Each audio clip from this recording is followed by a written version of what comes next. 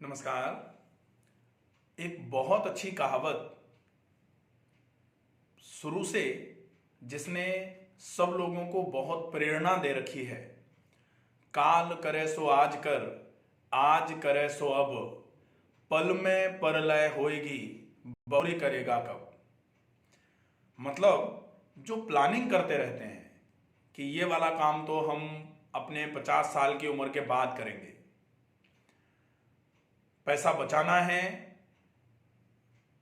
2 साल 3 साल जब बच जाएगा उसके बाद छुट्टियों पर जाएंगे। या फिर जिनकी प्लानिंग रहती है कि अखरोट ले लेके रख लो, बाद में समय मिलेगा तब आराम से बैठ के एक साथ खाएंगे, और खूब सारा धन इकट्ठा कर लो, बढ़िया पैसा कमा लो, ताकि एक समय आएगा जब हम बढ़िया बना करके खाया करेंगे। ये जो चीजें हैं, ये जो सोच है, जिसके चक्कर में हम प्रेजेंट को, वर्तमान को अच्छे तरीके से एंजॉय नहीं कर पा रहे हैं, वर्तमान में अच्छे तरीके से और अपनों का ख्याल नहीं रख पा रहे हैं, क्योंकि हमें भविष्य की चिंता सताए हुए है। कुछ लोग भविष्य के बारे में चिंता नहीं कर रहे हैं, लेकिन उनको जो पास्ट में हो गया है, जो उनका भूतकाल रहा है, उससे रिलेटेड जो भी संबंधित बातें, संबंधित समस्याएं रही हैं, ना तो वो फ्यूचर की कोई प्लानिंग कर रहे हैं और ना ही प्रेजेंट को वो अच्छे तरीके से जी पा रहे हैं, अच्छे तरीके से निकाल पा रहे हैं, क्योंकि वो अपने पास्ट में उलझे पड़े हुए हैं। इन्होंने हमसे ऐसा कह दिया, हमने उनसे वैसा क्यों कह दिया था, अगर हम उनसे उस तरीके से नहीं बोलते तो वो हमसे इस तरीके से नहीं बोलते। या फिर लोग फ्यूचर के चक्कर में लगे हुए हैं कि पास्ट जैसा भी था वो था, लेकिन अब हम भविष्य में ऐसा कर लेंगे। भविष्य के लिए इतनी सारी योजनाएं बाकी रहते हैं कि वो प्रेजेंट में जो भी समय है उस पूरे समय को केवल भविष्य के लिए, भविष्य को सुधारने के लिए लगा देते हैं, और कौन जाने कि कल है भी या नहीं। तो जो एक चीज जो हम सबने बचपन में पैसे गुल्लकों में इकट्ठे किए हैं, हमारे माताजी पिताजी भी पैसे देते थे, गुल्लकों में रख लेते थे। उस समय गुल्लक जो फोड़ने का रिवाज चलता था कि मिट्टी की गुल्लक फोड़ के पैसे निकालने पड़ेंगे, तो फिर फूटे नहीं, इसके लिए भी कुछ लोगों में रहता था गुल्लक हमारी है, फूट जाएगी, फिर दूसरी लेनी पड़ेगी। तो गुल्लक आती थी एक प्लास्टिक की, जिसको लॉक कर दिया जाता था। हालांकि वो गुल्लक प्लास्टिक की तो केवल कहने के लिए गुल्लक होती थी, बाकी उसको खोल करके उसके ढक्कन को पैसे बीच में निकाल लिए जाते थे। मिट्टी की गुल्लक में पैसे भरे, और गुल्लक अगर ये सोचती रहे कि ये तो सब हमारा है, ये जो इसमें भरा हुआ है ये कहाँ जाने वाला है, तो गुल्लक जब फूटती है तो गुल्लक फोड़ करके जो पैसे निकाले जाते हैं, वो पैसे गुल्लक के जीवन में दोबारा उस गुल्लक में तो नहीं डाले जाते फिर। तो ऐसे ही हमारा जीवन है कि जो समय हमको मिल रहा है, जो हम आज जी रहे हैं, उसमें भी हम अपने आसपास के लोगों को बहुत ज्यादा अगर नहीं कर सकते हैं, वैसे तो कहावत तो ये कहती है कि पर हित सरस धर्म नहीं भाई, पर पीड़ा सम नहीं अधमाई। हम अगर दूसरों के हित के बारे में थोड़ा सा सोचते हुए चल लें तो इससे बढ़िया धर्म और कुछ नहीं होता। और धर्म की परिभाषा में लिखा गया है धारयति अनेन इति धर्मः। तो जो धारण करता है वही धर्म है। हमें इस चीज को केवल धारण करना है कि सब अपने हैं, और अगर हमने केवल ये चीज धारण कर ली कि सब अपने हैं, तो कहा जाता है वसुधैव कुटुंबकम। ये वसुधैव कुटुंबकम की भावना कहाँ आती है? उदार चरिता नाम तो वसुधैव कुटुंबकम। जो बड़े हृदय के लोग होते हैं उनमें ये भावना रहती ही है, और ये भावना कोई जन्मजात भावना किसी में पैदा होती है, इसका मतलब ये नहीं है कि इस भावना को हम ला नहीं सकते। हमें केवल एक बार ये सोचने की जरूरत है कि जैसे हमारे अपने कहीं जाएं, वैसे ही अगर कहीं और से कोई हमारे पास आया है तो हम उसको अपना समझें, और अगर हम सबको अपना समझना चालू कर देंगे तो निश्चित ही भय जो हमारे जीवन में व्याप्त होता चला जा रहा है, डर जो है वो, हालांकि भय आता कहां से है? भय हमेशा मोह से आता है। जहां जितना ज्यादा अटैचमेंट होगा वहां उतना ही ज्यादा खोने का भय भी साथ में चलेगा। लोग सोचते हैं कि जुड़ाव आ रहा है, जुड़ाव के साथ में एक अंदर भय भी जनरेट होना चालू हो जाता है। जब किसी को कोई चीज मिलती है तो उसको खोने का भय साथ में मिलता है उसको, और उस चीज के मिलने का लोग फायदा उतना नहीं ले पाते हैं, उसकी प्रेजेंस को उतने अच्छे तरीके से पॉजिटिवली नहीं ले पाते हैं जितना उसको खोने के डर से भय में रहते हैं। हमें 1 किलो सोने की ईंट मिल जाए तो हमें बड़ी खुशी होगी, लेकिन अब ईंट को रखेंगे कहां? हमारे घर में चोर नहीं आ जाए, कहीं चोरी हो जाएगी तो क्या होगा? तो हम पहले जितना सुखपूर्वक रह पा रहे थे वो सुख भी हमारा कहीं धीरे धीरे करके बट जाएगा। एक बहुत अच्छी कहानी, एक फकीर थे, वो मंदिर के चबूतरे पर बहुत अलमस्त होकर के लेटे रहते थे। उसी राज्य के राजा उस मंदिर से होते हुए हाथी पर सवार होकर के जब भी वहां से निकलें तो उनको बड़ी ईर्ष्या हो कि राजा हम हैं, हम ही चिंता में रहते हैं, और ये देखो फकीर मंदिर के चबूतरे पर इस तरीके से लेटा रहता है जैसे बिल्कुल कोई चिंता ही नहीं, निष्फिक्र होकर के। तो उन्होंने अपनी पूरी राज्यसभा बुलवाई और राज दरबार में बैठ करके उन्होंने पूछवाया कि भाई ये बताओ ये कौन है, ये इतना निश्चिंत, इतना निष्फिक्र, इतना अलमस्त, इतना मस्त मौला रहता है, इतने तो हम भी नहीं रहते, हमारे पास तो सब कुछ है।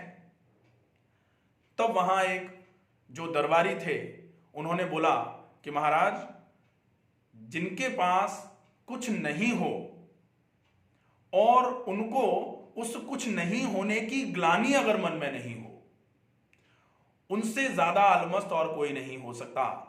और या फिर अगर किसी के पास सब कुछ हो और सब कुछ होने के बावजूद भी उनको उस सब कुछ होने पर गर्व नहीं हो, अहंकार नहीं हो, नहीं होने की ग्लानि और सब कुछ होने का अहंकार, ये दोनों ही मनुष्य के लिए मान लीजिए अभिशाप के जैसे हैं। अगर किसी के पास आज कार नहीं है तो कार नहीं है इस वजह से अगर कोई ग्लानि में रहे, हमारे पास ही नहीं है, सबके पास तो अपनी अपनी कारें हैं, हमारे पास तो हमारी कार भी नहीं है, तो मन दुखी रहना चालू हो जाएगा। एक होता है कि किसी के पास 4-5 कारें हों, हमारे पास तो एक मर्सिडीज भी है, एक BMW भी है, एक वॉल्वो कार भी है, और भी छोटी मोटी 3-4 कारें हैं, और उन कारों के होने का या उस समृद्धि के होने का अगर उनको अहंकार आ गया तो भी निश्चित ही वो समृद्धि भी उनके लिए अभिशाप से ज्यादा और कुछ नहीं होगी। तो जो सम रहेंगे, जो कमी में भी धैर्य ना छोड़ें और जो ज्यादा होने पर अहंकार में ना आए, ऐसे लोग जब भी जहां भी रहते हैं वो बिल्कुल सुखी रहते हैं, बिल्कुल खुश रहते हैं।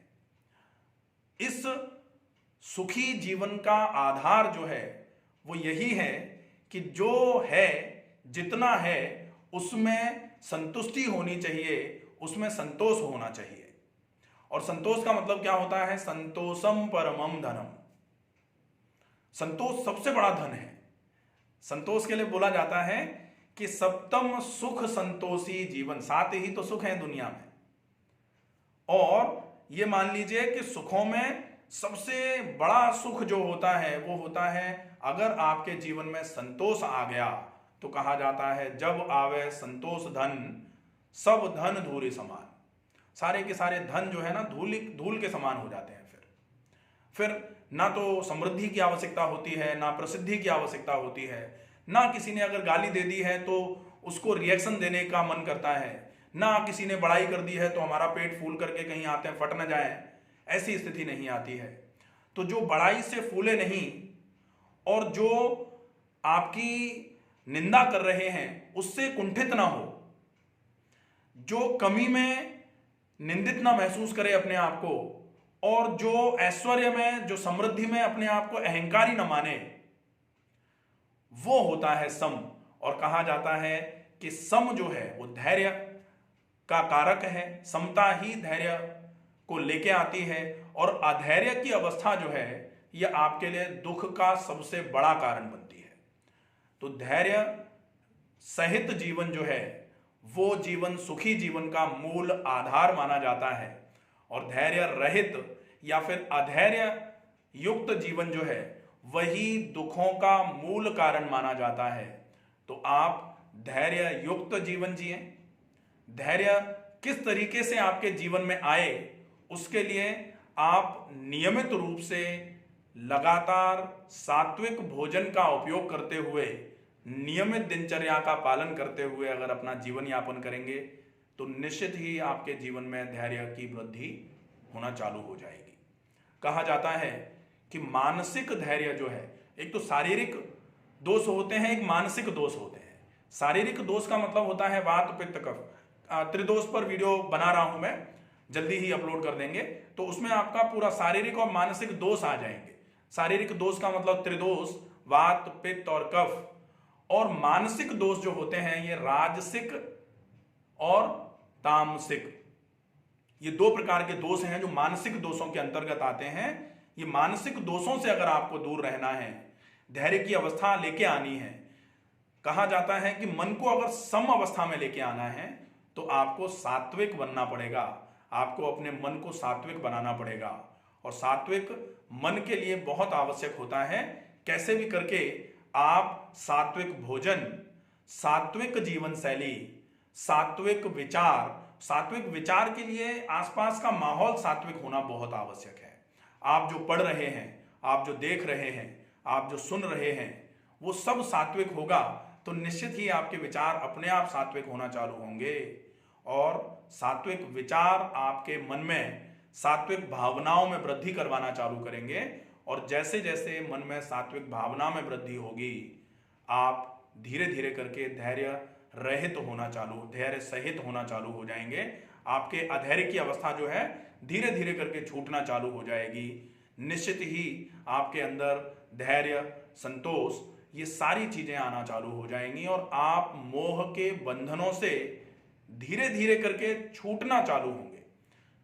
पूरी गीता में भगवान श्री कृष्ण ने अर्जुन को केवल यही समझाया कि जो भी तुम सोच रहे हो कि हम कर रहे हैं वो तुम नहीं कर रहे हो, चाहे वो किसी का भला कर रहे हो और चाहे वो किसी का बुरा कर रहे हो।